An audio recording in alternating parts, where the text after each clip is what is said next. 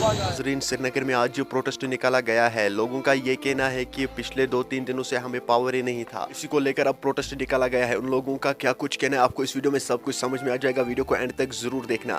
चलिए नाज़रीन, सबसे पहले मैं आप लोगों को वहाँ की एक वीडियो क्लिप दिखाऊंगा किस तरह से लोग सड़कों पे निकले हैं, उसके बाद हम बात करते हैं। दस्तयाबी पर हो रहा है। आपको मालूम है कि इन 70 सालों में पहली दफा हमने बिजली का ये हाल देखा है और रोजाना अखबार में जो दलीलें पेश की जाती है वो सब गलत है। कश्मीर में हर हमेशा विंटर भी ऐसा ही होता था, डिमांड भी ऐसी ही होती थी, कंजम्पशन भी ऐसी ही होती थी, लेकिन रोज अखबारों पर मिसलीडिंग इंफॉर्मेशन की डिमांड ज़्यादा बढ़ गई। हमेशा यहाँ यही डिमांड होती थी, विंटर में भी यही डिमांड होती।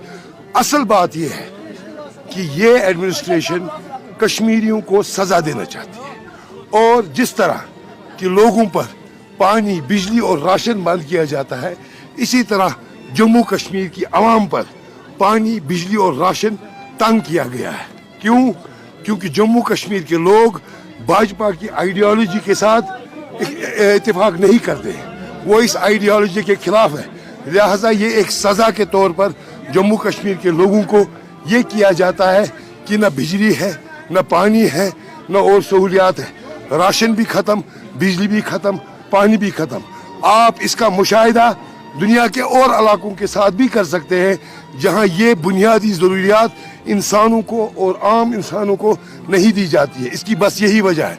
हमारी आप लोगों से दरख्वास्त है, जो आप जर्नलिस्ट लोग हैं, आप इन अफसरान से मिलते हैं, आपको इनको पूछना चाहिए कि इन 3 सालों में कश्मीर की आबादी कितनी बढ़ी है, इन 3 सालों में पावर की डिमांड कितनी बढ़ी है, क्या इतना फर्क हो गया है कि अब आपके पास पावर नहीं। नाजरीन, आपने इस वीडियो को देखा है, आपकी क्या राय है इस वीडियो के बारे में कमेंट सेक्शन में मुझे जरूर जवाब दीजिएगा। मेहरबानी करके इस वीडियो को ज्यादा से ज्यादा शेयर करना। चलिए नाजरीन, मेरा ये आज का वीडियो इतना ही। मिलते हैं किसी अगले वीडियो में, तब तक के लिए अपना ख्याल रखना और अपने भाई को दुआ में याद रखना। बाकी अस्सलामु अलैकुम।